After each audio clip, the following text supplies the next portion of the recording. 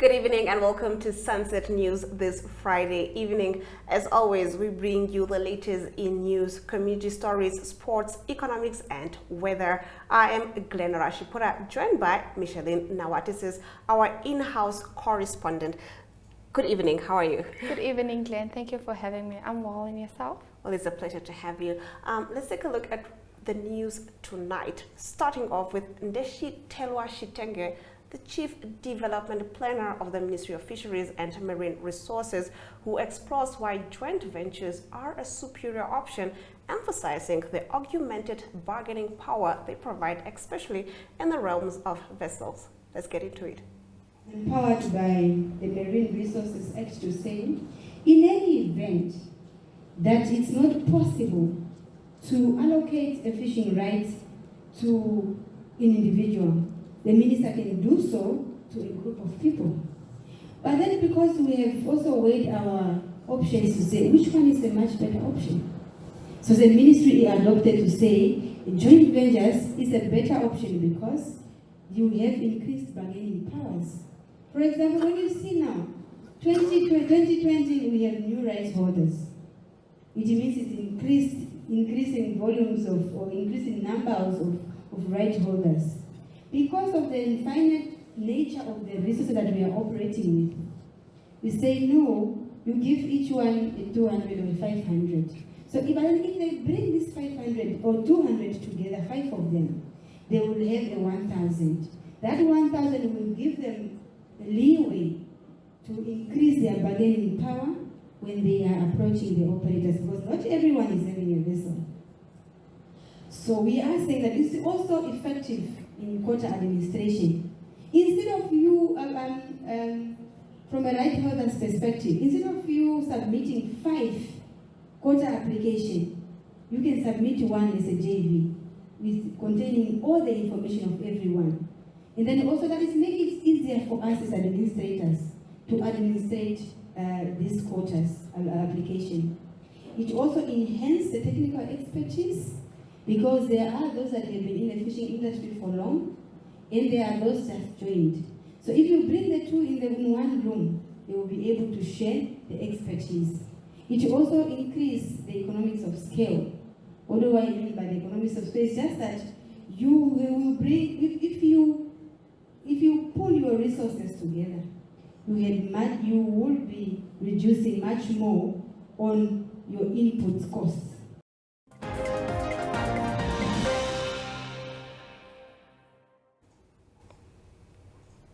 Now, Micheline, do you believe in the importance of joint ventures? Of course I do. One of the benefits of joint ventures is that the companies or the two parties that are involved in joint ventures can actually access each other's resources, but at a limited amount instead of them doing it separately.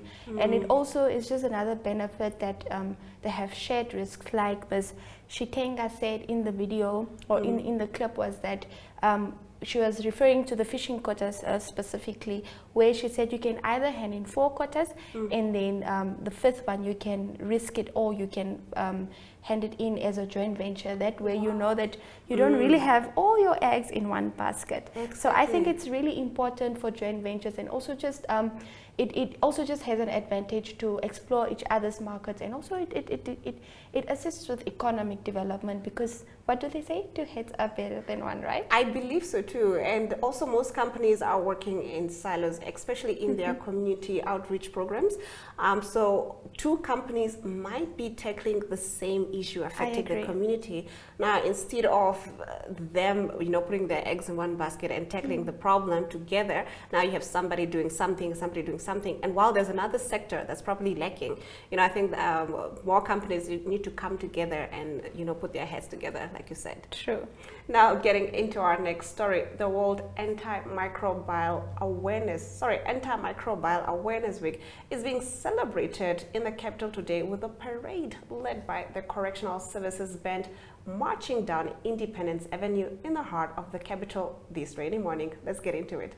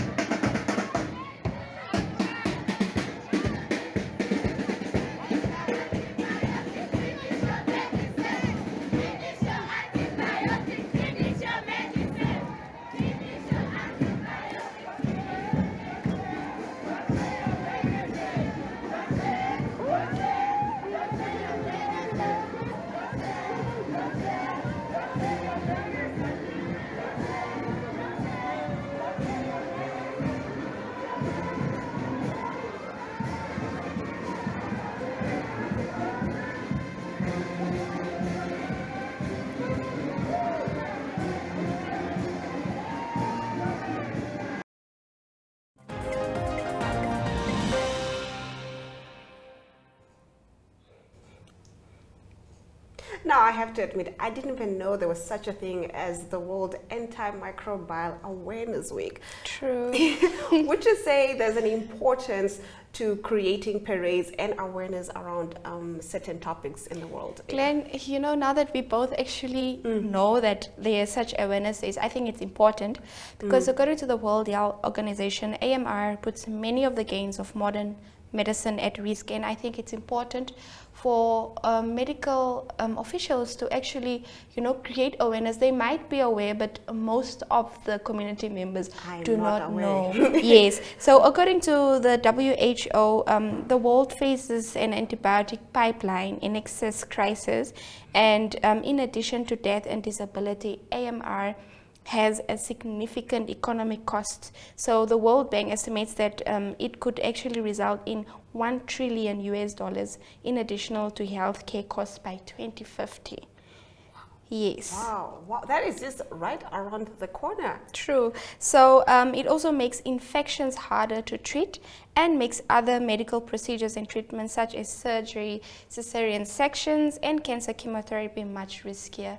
So it's actually important that you know, the community at large, as I said earlier, is made aware of these things, not just monthly or not just yearly, but also just create awareness campaigns, you know, weekly, so that we know, or actually at medical establishments, so that we know of such type of things, and we can assist the WHO to tackle this economic costs that are mentioned here. Yes, exactly. And I think health issues, we always put it to the governments or, you know, to bodies outside of us as people. And we need to actually start being at the forefront of these things and start understanding what's happening. Yeah, so that we can also actually assist the government in tackling whatever medical conditions may arise of this, because for sure we will be affected one way or another. Now, getting into our last story, in a collaborative effort to inspire the next generation, Nedbank handed over a total of 450,000 Namibian dollars for the University of Namibia's mobile planetarium. The Africa Millimeter Telescope team members have visited schools with mobile planetariums to encourage school learners to pursue science and astronomy. Now, here are some of the highlights from the UNAM main campus this afternoon. It is with this context and with a profound sense of responsibility and pride that I announce that Nedbank Namibia's contribution of 150,000 Namibian dollars per annum to the UNAM AMT Mobile Planetarium for the next 3 years, which amounts to 450,000 over the 3-year period. The mobile dynamic facility is a gateway to the universe, a tool that allows learners to embark on celestial journeys and explore their universe from anywhere.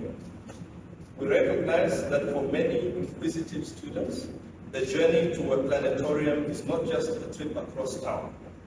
The mobile planetarium hosts a variety of programs tailored to different age groups and educational levels, and serves as an opportunity to explore the cosmos, from the familiar sights of our solar system to the mysteries and phenomena of the Milky Way.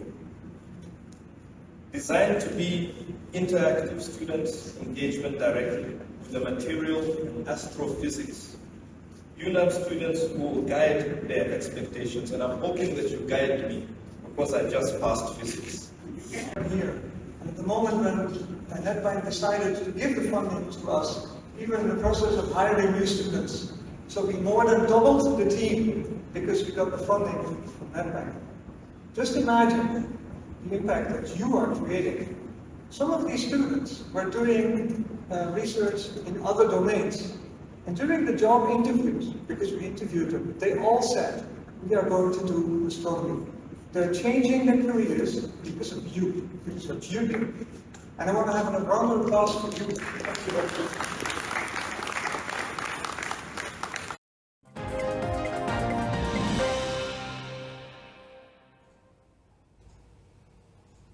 Now, we touched briefly on corporate social responsibility earlier, and we talked about how some companies are working in silos while they could work together and put their heads together in terms of tackling community issues. What are your thoughts on companies that are big on corporate social responsibility? I think, every company should strive to have corporate social responsibility engagements or activities, because it shows that a company is actually ethical and they have an impact on the society. And also just that really the government cannot do everything together. So this is where we really step in as corporate companies and assist where we see there is a lack. Recently, we experienced, or we saw the brilliant work that MVA and Standard Bank did for the Katatura Hospital. So that is just the beginning of companies coming on board, holding hands together and moving forward, and it's just to the benefit of the next generation, the upcoming generation. And it's also just an advantage for stakeholder engagements and activities, because then the stakeholders, like for example the shareholders, will actually say that this specific company is, like recently or now we saw that Agra is going to pay out the 16%. So if Agra is involved in a lot of CSR, it's actually great to see that, or for them to see that they're just not all about the money or the profit that they make, but they're actually plowing back into the community, and that is heartwarming to see. No, I totally agree with you. And on that note, according to Economic News, the Agra Group has achieved a revenue of 2.5 billion Namibian dollars for the 2022 to 2023 financial year. We'll obviously tackle this story on the other side of the break. To stay with Sunset News. Welcome to My.NA Cars, your ultimate destination for everything automotive. I am your host, Diana Master. Teamwork makes the dream work, right? Discover the latest models, innovative technologies, and expert insights from our passionate hosts. Learn essential maintenance tips and get exclusive behind-the-scenes access to the automotive industry. Don't miss My.NA Cars on NTV every Thursday at 2100 hours. Tune in and ignite your passion for automobiles.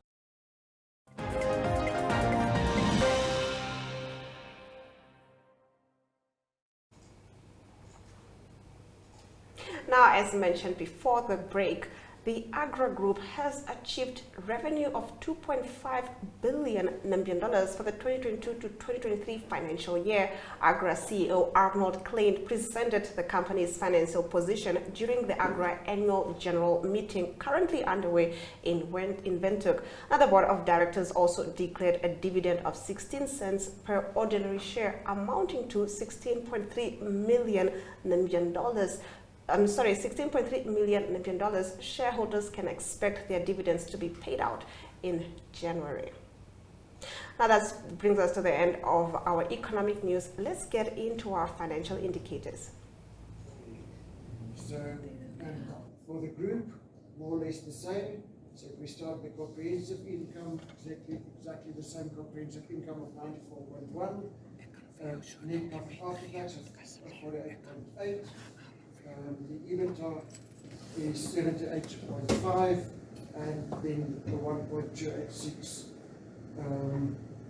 revenue, 1.286 billion in terms of revenue.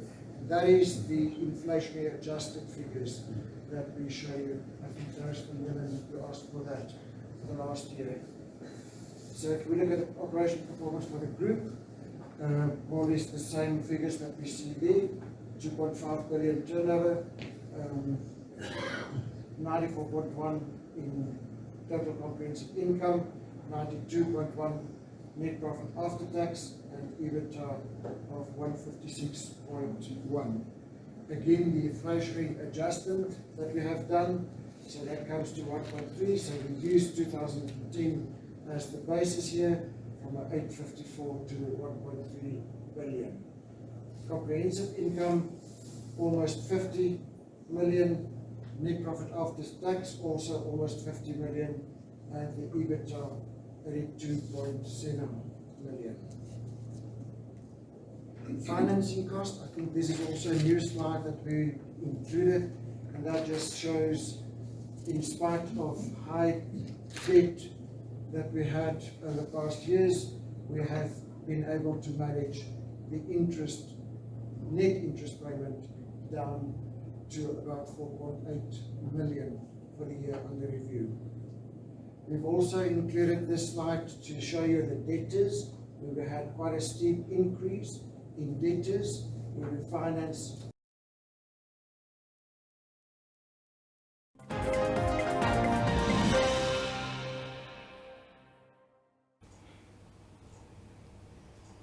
Now, Micheline, I would like to apologize to the viewers. I meant let's take a look at the video on the Agro Group. Now let's get into your financial indicators.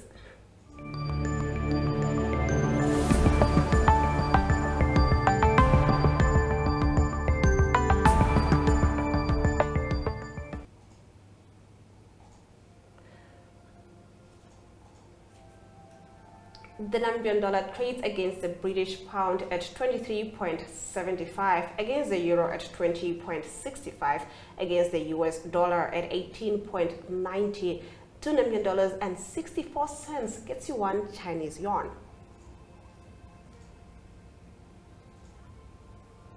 On the commodities market, gold and Brent crude oil went up while platinum and copper went down. Brent crude oil trading at 0.09%, going for $81 and 41 cents per barrel. In international news, after the break, we take a look at Hamas that must give proof of hostages that they are alive to family and support groups.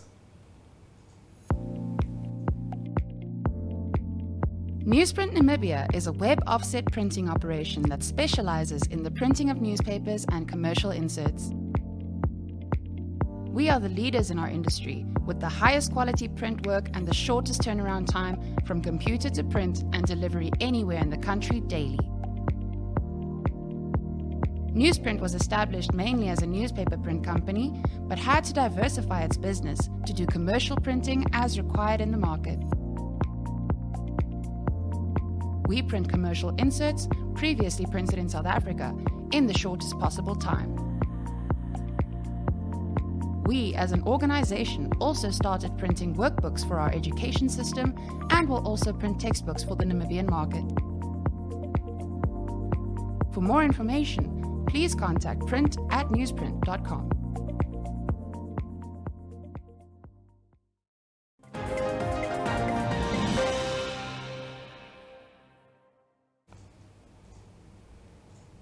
Now getting into our international news, as I mentioned before the break, the support group for the families of the Israeli hostages held by Hamas said no proof of life had been given and they did not know who was to be released today. Now, the briefing by hostages and missing persons families forum took place as news broke that a truce between Israel and Hamas in Gaza will start on Friday at 7 a.m. That was earlier today. Now, with the first batch of hostages to be released at 4 p.m.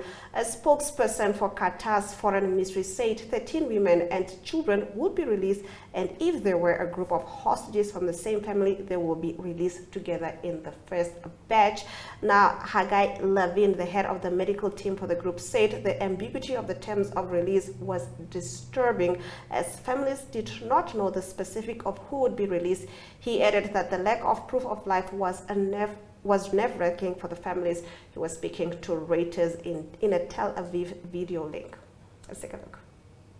I also heard now that there is a news from Qatar that there will be release of family hostages that are belong to the same family. Again, this is part of the psychological terror, because this, this general notion is very disturbing, not clear for everyone. What do they mean? Because they say 13, so the 13, we don't know one family of 13, they are family of 7. A sign of life is to allow the Red Cross to visit them, and it's a disgrace that this does not happen, and this must happen. And if I think that you ask if any of them were able to contact their families, as far as we know, no. The issues that the Hamas did not provide as they have to, even though they are organization, a terror organization, but they are organization and not a state, they have to deliver a proof of life. And the fact that they are not doing is nerve-wracking for the families. And the Red Cross today morning, I checked again, saying, sorry, we did not have any contact with any of the hostages. We cannot take even from you anything until we know that we can somehow transfer it. So maybe now things will change. I hope that we, as the Families Forum, are ready to provide anything that is needed. Okay, if needed housing, we provide housing, and we are so stressing by people all over the world, by the way, because some of the families just got a call from Singapore from a family member, but all over the world, people are opening their hearts and their homes to support the families of the hostages. I think that we should consider the execution of this agreement as a test case, because it has to serve just as a precedent. It can't be a one-off. And the Forum of Families and the families themselves, immediately after the conclusion of the happy conclusion, I hope, of this deal, will stand up and be ready for the next round.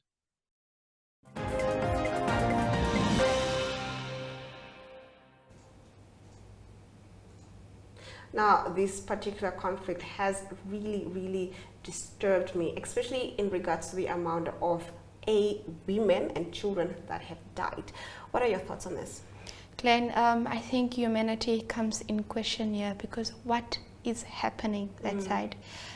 Just the fact that, he mentioned that it's nerve-wracking, because at the other hand, your family members are waiting for you, and it is unknown, it's unclear if they'll even come out alive. Some of them might not be there. So where do you start? How do you start? Where do you start searching for them?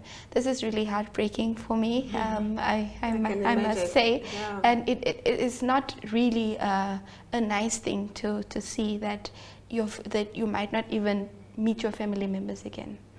Well, after the break, we'll get into your weather update. To stay with Sunset News. Take a load off and tune into another episode of Brave Namibia as we take a look at both ordinary and extraordinary Namibians. Brave Namibia is broadcasted on NTV Saturdays at 6:30 p.m. and oneup2.com, as well as broadcasted on the following Facebook platforms on Wednesday at 5:30 p.m. Republicane, Allgemeine Zeitung, Namibian Sun, and all Namibia Media Holdings pages. For more information, contact the Brave team at brave@synergy.com.na. Brave Namibia, for the ordinary and extraordinary Namibians.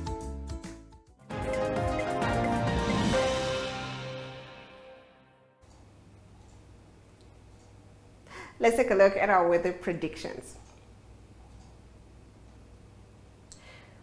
Katima Mulilo can expect partly cloudy conditions with a minimum of 24 degrees Celsius and a maximum of 41 degrees Celsius. Oshakachi is expecting some rain with a minimum of 22 degrees Celsius and a maximum of 33 degrees Celsius. Hendy's Bay can expect partly cloudy conditions with a minimum of 16 degrees Celsius and a maximum of 22 degrees Celsius. Rehoboth will also be expecting some showers with a minimum of 21 degrees Celsius and a maximum of 33 degrees Celsius. Now, after this short break, we'll get into your entertainment segment. To stay with Sunset News.